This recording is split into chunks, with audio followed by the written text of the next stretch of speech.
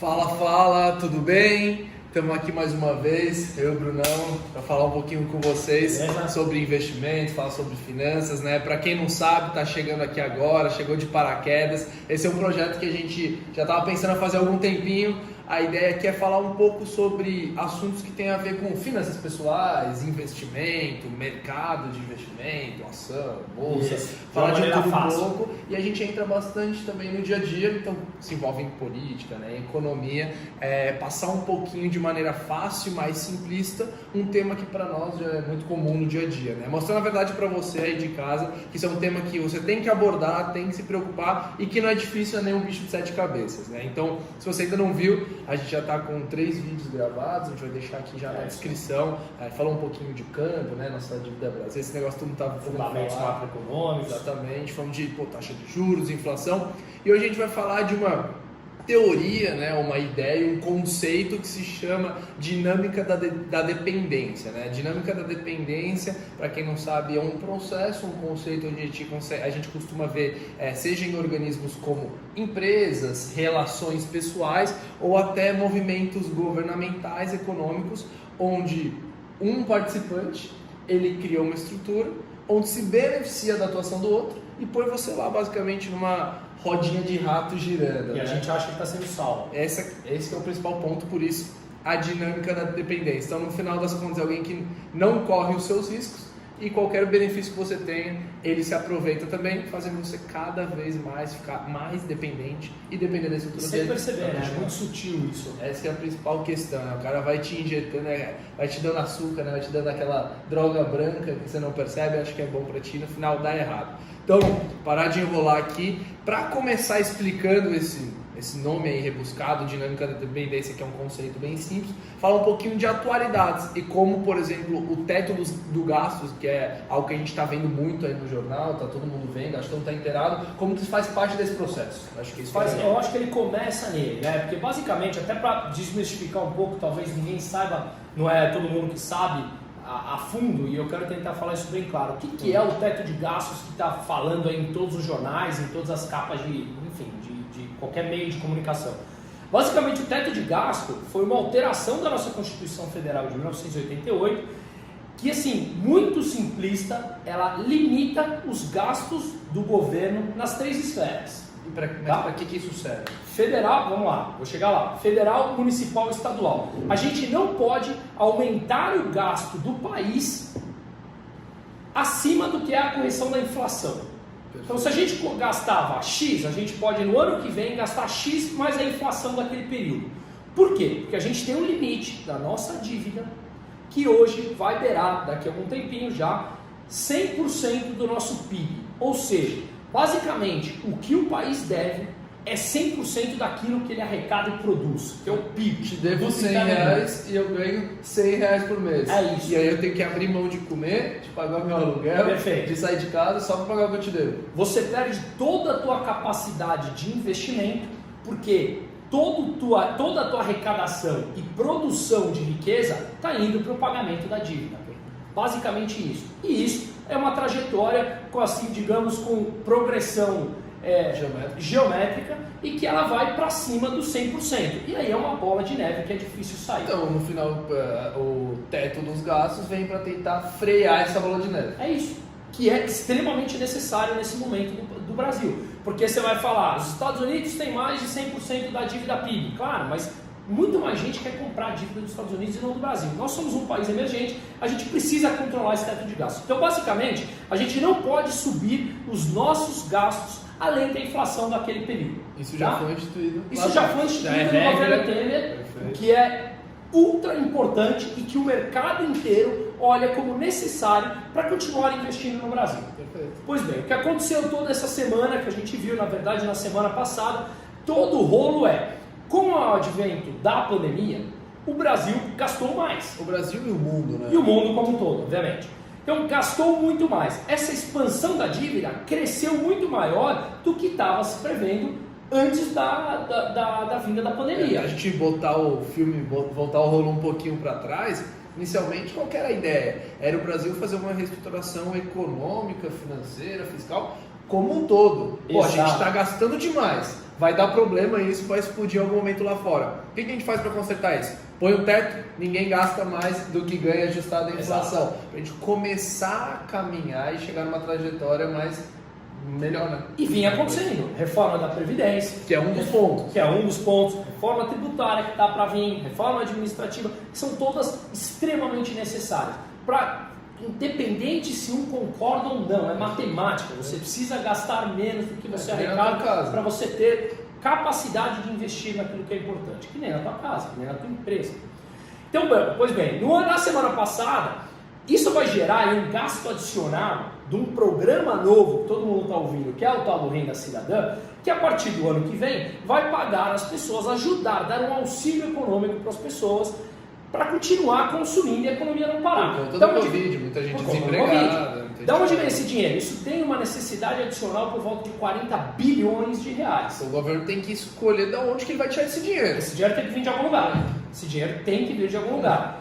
E aí inventaram o que a gente falou na semana passada, que derrubou os mercados, que o dinheiro que iria para o Fundeb, que é o Fundo de Educação Básica, e o que iria para pagamento de precatórios, que são aquelas dívidas já performadas judicialmente, dívidas que alguém tem com o Estado, tá? com o país ou nas três esferas, federal, municipal e estadual. Aquela dívida que ele ia pagar para esses detentores da dívida, ele falou, bom, não vou pagar essa dívida e vou pagar para bancar esse programa de auxílio. Então pensa no absurdo que é isso, né? Porque eu já estou devendo dinheiro pro Fernando. O Fernando é dono ali da padaria. Eu já tô devendo, já comi o pão dele, já comprei a comida na padaria dele. Já que eu vou pagar. Já falei, cara, vou pagar, mas por favor me dá 6 meses porque tá apertado aqui em casa. Basicamente é isso. Aí eu chego e falo, pô, Brunão, vou te dar um dinheiro pra você jogar pra mim. Ali vai que você sempre vai apostar em jogo de futebol, aposta aí pra mim e vê se dá certo.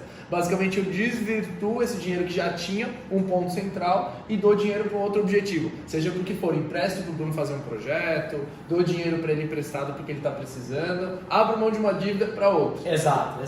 Então basicamente acho que ficou claro essa ideia, que é o porquê o mercado entendeu tão mal. Porque você ia tirar de um lugar para colocar em outro, só que você não está diminuindo os teus gastos. E o objetivo aqui é diminuir os teus gastos. Senão eu não vou conseguir nem pagar o Bruno. Não é deixar ele pagar um para o outro, não, é diminuir os teus gastos extras, os teus programas ineficientes, onde você gasta adicional, privilégios, para deixar de pagar essas coisas que são, que destoam e distorcem a economia e pagar o que é necessário. Bom, então, beleza. Tanto que 2 dias depois, eles falaram, beleza, não vai ser isso mesmo, não faz sentido algum. Então, acho que deu para entender essa lógica, mas o importante é a gente gastar mais tempo no que é o nosso papo, que é a dinâmica da dependência, como você falou. No final das contas, todas essas soluções perfeitas, soluções milagrosas, são formas de que o Estado, por exemplo, chega num momento de crise para tentar sair como salvador da pátria. Aí que vem o ponto. Aí a gente chegou no grande pulo, no grande gancho para você entrar na dinâmica da dependência. O que acontece quando se inicia esse movimento? Inicialmente a gente tem um problema que, a priori não é culpa de ninguém, uma pandemia, só que a gente já tinha um problema muito grave anteriormente. Problema estrutural no país. Que não se resolve de um dia para o outro. Qual seria o tipo de decisão? Eu posso apertar os cintos, começar a cortar onde dói, em benefícios públicos, né, do Estado inchado, Estado gordo, ou eu posso começar a dar dinheiro para todo mundo, te criar esse dinheiro do nada, ou tirar o dinheiro, me endividar ainda mais e criar um problema muito maior lá na frente, porque isso só piora, juros compostos, né, uma progressão geométrica, vai aumentando cada vez mais. E aí, a partir desse momento, para te dar esse tipo de benefício, o que o Estado começa a criar? Ele começa a botar a mão na iniciativa privada.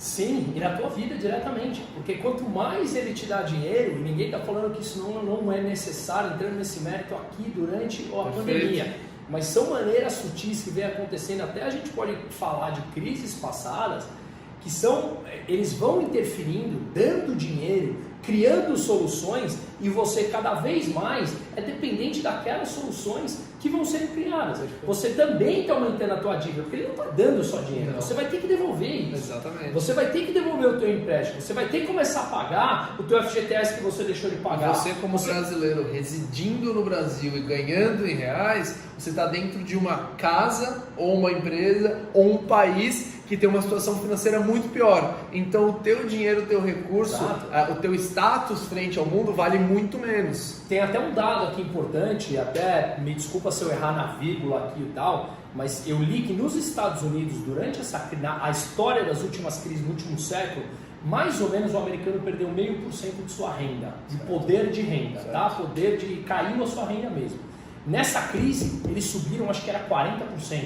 Por quê? Porque os incentivos, o governo dando dinheiro para ele, literalmente. E muitas vezes as pessoas lá estão ganhando mais, assim como aqui, e na Europa também, ganhando mais com o auxílio do que ganhando trabalhando. Acho que é na Espanha que você tem um caso legal. Na Espanha, legal, que eu morei alguns anos lá, exatamente. Esse é demais. Eu estava um dia lá na praia, realmente, estava correndo e conheci um cara e tal, e o cara tinha 21 anos, e ele falou, pô, eu fico mudando de cidade a cada 6 meses, porque eu tenho um certo período para ganhar o seguro-desemprego, eu vou ganhando, e aí quando eu chego, eu vou para outra cidade para dar entrada no novo benefício. Eu falei, mas pô, você tem 21 anos, está na fase de começar a produzir, você não quer? Não, assim tá melhor, eu ganho mais. Então você cria pessoas dependentes de benefícios que não criam incentivo ao trabalho. Perfeito. E aí você esse cara não desenvolve habilidade nenhuma técnica. Ele não produz para o país. Não produz nada, ele tem muitas que vezes uma estrutura. Muitas vezes ele tem uma capacidade criativa e esse cara ele próprio entra numa zona de conforto e não produz, e você incha a capacidade mesmo. Chega um momento, eu não tenho mais como pagar. O país não tem mais como pagar tamanho benefício. E aí você cria pessoas dependentes que são obrigadas a viver às custas dos outros. E aí o que acontece? Você acha que essas pessoas ainda são os seus salvadores. Perfeito. Porque eles passam a imagem de que eles estão lá para te salvando. Graças a mim, você está comprando. A gente viu no governo, nos primeiros governos do Lula lá, olha, graças a mim você está tendo acesso a uma geladeira. Graças a mim você está tendo acesso a um financiamento. Disponibilizou as linhas de crédito. E naquele momento foi. Só que uma hora a conta chega. Que agora? A gente viu 2014 a 2017, acontecendo a pior crise da história do Brasil, muito por conta disso. E o ponto aqui que você fala muito bem, Brunão, é a sutileza, porque são em doses homeopáticas, até você tomar conta, que nem a jiboia, né? Vai se amarrando até quebrar tudo. Porque esse cara, por exemplo, que aproveita desse benefício, pelo amor de Deus, não que esteja errado um caso pontual, não que não seja importante durante o Covid você fazer o auxílio, mas entender qual é o nível de importância, o que é prioridade.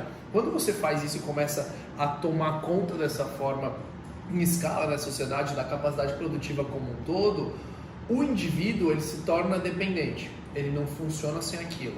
Ele não corre riscos, que é o mais importante de tudo, ele não empreende. A gente tem que lembrar, voltar lá atrás e por que a gente está fazendo essa volta toda, porque o que gera riqueza em qualquer tipo de estrutura, em qualquer tipo de país, é a tomada de risco, é você solucionar problemas e dores de uma sociedade. Por isso que o empresário, o empreendedor, no final das contas, ele tem que ser valorizado, diferentemente do que a gente vê, um absurdo você reajustar os preços durante a pandemia, que a gente até falou bastante no nosso último vídeo. O cara que é o empresário, empreendedor, ele toma todo o risco exclusivamente para ele. Ele vai lá, se arrisca, pega dinheiro, investe. Se der errado, quebrou, a história apaga, ninguém lembra. Tem milhares de outros empreendedores. Se der certo, esse cara ganhar muito dinheiro, é porque ele beneficiou a sociedade como um todo. Claro, a gente está falando aqui só de forma lícita, né? Sem fazer mal para a sociedade. Quando você começa a fazer travas e começar a injetar esses benefícios na sociedade de forma superficial, você mata o incentivo, a vontade, a força de vontade, né, o benefício de ele se arriscar. Para que eu vou tomar risco? Para que eu vou me desenvolver se eu tenho alguém me dando dinheiro, injetando ali para mim, mesmo de forma superficial, né? Claro. E você dificulta a tua criatividade. Porque se você tem uma ideia boa, que todos os adventos da humanidade veio de uma ideia boa de um empreendedor. Esse cara colocou em prática e desenvolveu produtos e serviços que a gente tem hoje. Você precisa resolver, é assim que vem. Só que aí como é que é a dinâmica? Você vem, aí vem um tal burocrata que muitas vezes não conhece, e o Covid, eu não vou entrar nos pontos específicos aqui, porque eu também não sou médico, não entendo nada disso, mas a gente viu muita gente colocando tamanhos protocolos aí, se passando como salvadores, com muitos recursos eleitoreiros aí. E eu não estou só falando de Brasil, eu estou falando lá do presidente, por exemplo, da OMS, que tem muitas denúncias em cima dele. Enfim, o ponto é, eles criam soluções, a gente se sente obrigados a seguir aquelas obrigações por uma imposição e no fim você termina o dia achando que aquilo é sempre uma maravilha. Então você cria, voltando aqui, o empreendedor ele cria uma solução em um produto que agrega para a sociedade, pensa lá atrás, na roda, nas primeiras máquinas, o que for. É uma criatividade humana colocando lá em prol para solucionar um problema. Aí vem um tal burocrata que muitas vezes não entende sobre o que ele está fazendo, entende aquele mercado. Não utiliza do produto, não sabe as normas. Mas ele cria uma norma para... Ah, olha, eu estava lendo isso falando com você sobre isso. Um cortador de grama nos Estados Unidos. Um cara estava reclamando sobre o cortador de grama porque foi criada uma obrigatoriedade que ele tem que ter uma proteção lá para a pessoa não enfiar o pé. Só que essa proteção fazia com que ele cortasse pior a grama. Perfeito. Então, tantos produtos que a gente tem na nossa vida, a gente vê isso. Por que os produtos podem cair de qualidade algumas vezes? Você vai ver lá no fundo, claro, não são todos, você tem uma imposição de algum burocrata que colocou alguma coisa, aí vem uma nova solução criativa de um outro empreendedor que daqui a pouco tem uma outra norma que dificulta. Sempre buscando botar a mão e aproveitar do risco dos outros. Então a gente está sempre na dependência de alguém que está legislando, muitas vezes sem conhecer uma causa. E aí a gente volta nessa dinâmica da dependência. De novo, eu não quero entrar aqui em protocolos de Covid, porque realmente é um tema muito delicado, mas a gente está vivendo, não só agora, mas na crise de 2008, círculos viciosos que a gente percebe o quanto a nossa vida é doutrinada. A gente estuda o que o Estado quer. Exatamente. A gente estuda o que o MEC quer. A gente passa para o nosso filho, não aquilo talvez que a gente quer, mas aquilo que é passado lá por eles. A gente consome um produto que está aprovado só por eles. A gente anda do jeito que, no fim, a gente parece realmente um robozinho. Então, eu gosto de questionar essas regras. Eu gosto de me impor. E dá trabalho, né? Porque você gasta energia para pensar contrário. A gente até estava brincando bastante que nesses momentos parece sutil, parece não ser perigoso. Mas se a gente abre as pernas, né, deixa tudo acontecer e fica apenas à mercê só ouvindo o Jornal Nacional, só vendo o que sai na notícia. A informação mais fácil. Mais fácil, aquilo não tem nenhum tipo de trabalho, de escrutínio para eu entender a fundo qual que é a ideia ali por trás. Eu não penso, eu só absorvo e repasso, eu só replico. E a gente começa a criar, se a gente deixa isso acontecer, vamos supor, mundo ideal, passou o Covid e deu tudo certo. Daqui a 5 anos, a gente tem uma bomba gigantesca na mão, onde a gente tem um ambiente muito pior para se você que é jovem, você que é novo, querer empreender, querer tomar risco, vai ser muito mais difícil, provavelmente tua carga tributária vai ser muito maior, claro, tanto no trabalhador quanto na empresa, esse custo. Todo esse custo, um problema que ficou para trás, que foi resolvido, agora vai nos assombrar, vai causar uma bola de neve, um efeito multiplicador muito maior. No final das contas, e até o que a gente estava falando um pouquinho antes de gravar, quando isso acontece, quando você começa a abrir mão da tua liberdade, o processo reverso é muito perigoso. Então é muito doloroso de se fazer. Quando é possível. Quando é possível. Você chega num ponto que o tamanho do governo é tão grande que esse processo é irreversível. Exato. Que a tua vida já está entregue na mão deles ali. E aí toda essa ideia de puxar um pouquinho de teto dos gastos, de Fundeb, desses benefícios sociais, é tomar cuidado com esse tipo de narrativa que parece estar nos beneficiando, mas no final está gerando um problema gigantesco que, se não for para nós, vai ser muito pior para as próximas gerações. A ideia aqui, quando se fala, por exemplo, de você fazer uma reforma da Previdência, fazer um teto dos gastos, é nítido. Eu abro mão de um gasto hoje, de um prazer momentâneo no curto prazo, para um benefício muito maior futuro. Essa é a grande ideia aqui. Uma hora alguém tem que fazer força, uma hora tem que doer. Acho que... É isso, você está endividado, você não sai para comer todo dia. Exato. Você troca de gasto. Diminui o meu gasto quando eu compõe outro. Senão a gente vai ser dependente de alguém. Do banco que vai nos financiar, do amigo, do pai, da mãe, do tio, de quem quer que seja. Vai criar uma dependência nesse caso. É só o problema, né? Acho que a ideia de passar aqui, a gente vai cada vez mais trazer nesses vídeos algumas dinâmicas, algumas teorias, algumas ideias que às vezes ficam escondidas. Né? Isso, não é nem concordar ou discordar, exato, mas gerar discussões, nós refletirmos a respeito. Porque se a gente ficar... Porque a ideia no final é isso, trazer temas que a gente discute no dia a dia, temas controversos, que são são do nosso feitio, a gente gosta de discutir, gosta de conversar, mas que muito provavelmente não chega para 90% das pessoas, que só absorvem informação e repassa para os grandes meios de comunicação. Então a gente vai trazer isso cada vez mais. A ideia aqui hoje foi mostrar um pouquinho da dinâmica da dependência, tomar um pouco cuidado com essas narrativas de quem quer vir como salvador. No final, nada é de graça, não existe solução perfeita, sempre alguém ou algo a gente vai ter que abrir mão, alguém sai perdendo, a gente sai perdendo de algum benefício, e a ideia é continuar passando um pouquinho para vocês. E só para finalizar, a gente já termina, estou lendo um livro que chama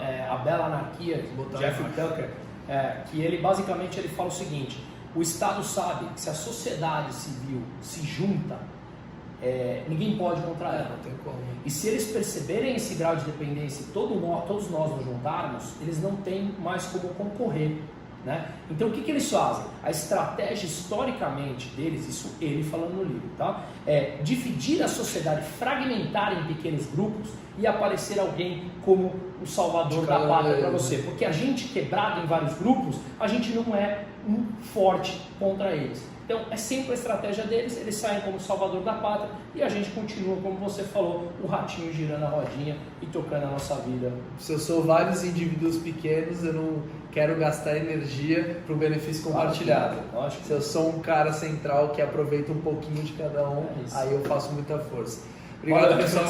Por hoje é só. Na próxima a gente vai voltar com outros temas, falar um pouquinho mais de mercado. Se não segue a gente ainda nas redes sociais, vai deixar aqui as redes do Brunão. Dá like aí no vídeo. Se você gostou, a ideia aqui é só compartilhar essa informação para mais pessoas que pensam de forma parecida, querem esse tipo de informação, e se inscrever no canal caso você esteja gostando e queira escutar um pouquinho, ouvir um pouquinho, ver um pouquinho mais desse tipo de conteúdo. Obrigado pela atenção, até a próxima.